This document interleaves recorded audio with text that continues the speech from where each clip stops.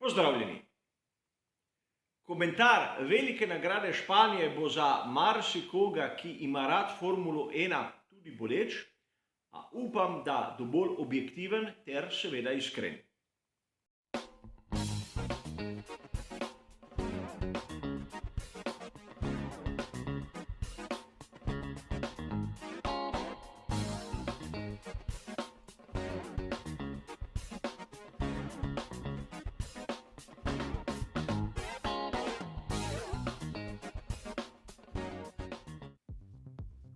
Velika nagrada Španije v letošnji sezoni nam je ponudila kar ogromno iztočnic za razmislek.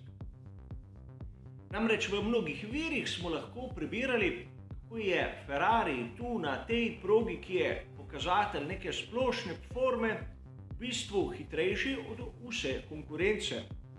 In seveda po rezultatih prvega prostega treninga, drugega prostega treninga, tretjega prostega treninga, kvalifikacij, so se ta pričakovanja le zviševala.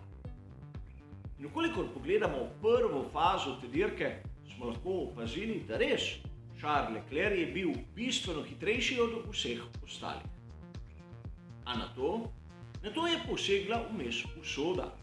Namreč še zmeraj velja oni prastari britanski rek. Če hočeš na dirki biti prvi, moraš prvo dirko končati. In prav zanesljivost je tokrat izdala Charlesa Leclerca. Sedaj se lahko začnemo spraševati, namreč kakšna je v resnici forma Ferrari. Vsakdo izmed vas bo sedaj dejal, saj tehnična okvara se lahko zgodi komurkoli. A spomniti se moramo, kolikokrat se je zgodila pri Red Bullu, posebej na bolidu Maxa Verstappena. Tudi danes je imel tehnične težave s sistemom DRS. A kljub vsemu je dirko zmagal. Torej, vidimo, da kakšnih velikih izgovorov prav tu skuderiji Ferrari ne moremo pripisati. In ko sem gledal dirko, me je nekako se priklicalo v spomin tisto, kar je dejal pred leti John Elkann.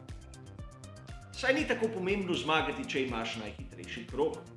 Danes pri skuderiji Ferrari so izgubili vodstvo tako med vozniki kot med konstruktorji.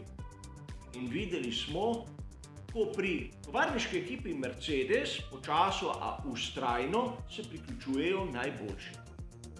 Videli smo tudi Lewisa Hamiltona, kako je v bistvu z enim izmed najlepših manevrov te sezone prehitel Carlosa Sainza mlajšega. Na koncu mu je seveda pozicijo vrnil, tudi on zaradi tehnične okvare. Namreč viri poročajo o tem, da mu je puščal hladilni sistem in da je moral zmanjšati ritem, a vseeno ocenjeval sem v bistvu njegov manever. Treba se je zamisliti, kaj se bo zgodilo naprej. So pri Ferrariju sposobni narediti nekaj novega, nekaj revolucionarnega, kar jih bo postavilo pred Red Bull, brez da bi tako nekako ogrozili samo zanesljivost. Vidite, je bilo predvsem pri Carlosu Sainzu mlajšem, da je bil čez celotno dirko tam na 100%, kar je že prvi pokazatelj, da nekaj z tehničnim razvojem bolida ni tako dobro kot pri konkurenci, si lahko privošči iti 50 in 80% in biti še zmeraj tam spred.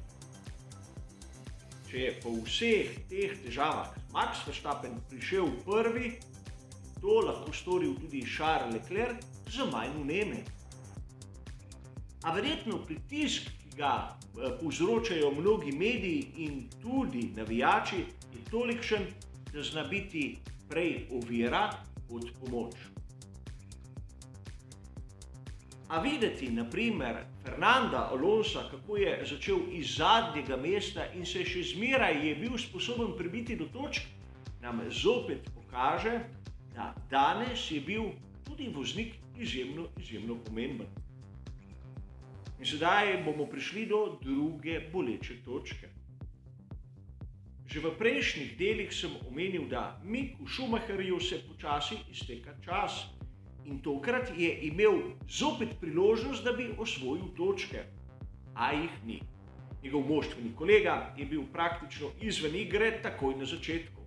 Sam se je večino dirke gibal tam okrog onih mest, ki prinašajo nekaj točk. Sedaj, ukolikor voznik ne izkoristi takih ponujenih priložnosti, no ja, kako mu pa lahko uspe? Kevin Magnussen je priložnost izkoristil na začetku sezone, ko je bil Haas presenečenje. Sedaj presenečenja ni več. In slišali smo, da pri tej ameriški ekipi bodo z razvojem še malce počakali, kar zopet pomeni, da na naslednjih dirkah bo priložnosti manj in manj. Se je tudi kdo izmed vas začel spraševati o pravem talentu Mika Schumacherja, je samo priimek ali tudi kaj drugega? Sam na tem delu sezone sem pričakoval vsaj točko ali dve. Videli smo, da ga je prehitel Yuki Tsunoda, ki je v Formulo 1 prišel isto sezono kot on. Skupaj sta bila v Formuli 2. Marsikdo bo sedaj dejal, saj Yuki Tsunoda ima Alfa Taurija, ki je boljši bolid kot Haas. A ne bi trdil, Miku Schumacherju je uspelo se prebiti v tretji del kvalifikacij. Nekaj, za kar bi oba voznika v Alfa Tauriju v bistvu plačala. A dirka je tisti pravi pokazatelj, kdo je hitrejši in kdo ne. Ne govori se zastonj, da točke se delijo seveda v nedeljo. Tokrat bi rad pohvalil zopet Valtterija Bottasa, ki je tam prvi izmed onih preostalih. Seveda, sedaj je izgubil nekaj mest, kajti s tem preporodom Mercedesa je v bistvu zmanjkalo tistih mest tam spredaj, blizu zmagovalnega odra. Imel je tudi malce neučinkovito strategijo, a o tem kasneje. In sedaj se meni osebno poraja vprašanje, želijo pri skuderiji Ferrari resno osvojiti kak naslov svetovnega prvaka, med vozniki, morda med konstruktorji, celo oba. Namreč lepo je voditi na lestvicah, ko imajo drugi težave.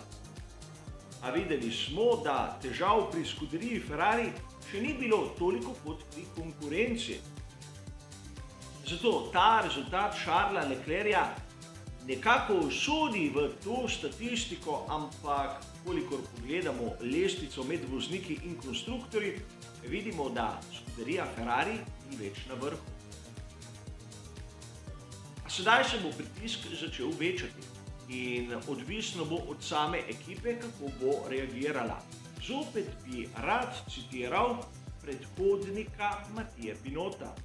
Namreč Maurizio Arrivabene je bil lahko malce manj uspešen v določenih situacijah, ampak mnogokrat je dejal, da v takih trenutkih je treba skloniti glavo in delati.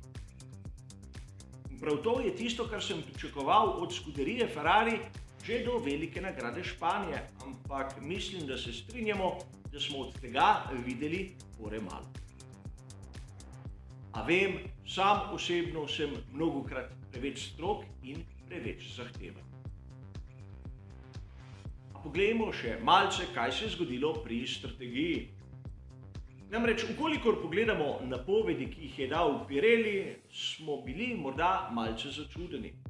Namreč res na tabeli piše, da tisti vrstni red stintov je lahko poljuben, ampak pri Pirelliju so dejali, da bodo dirko za veliko nagrado Španije začeli vsi na pneumatiki medium. Moji osebni napovedi so jo vsi začeli na pneumatiki soft. Kolikor pogledamo seveda, kako so začeli vozniki dirko za veliko nagrado Španije, bomo videli, da so vsi izbrali najmehkejšo mešanico. Kar se tiče strategij z dvema postankoma, smo si bili s Pirellijem dokaj blizu. Le vrstni red, ki je po mojem osebnem mnenju bistven, je bil drugačen. Seveda pri Pirelliju so potem dali še neko varianto s pneumatiko hard, ki je bila malo verjetna, in ono, ki se mi je zdela izjemno čudna, seveda s tremi postanki, kjer so uporabljali v bistvu trikrat pneumatiko soft, enkrat medium.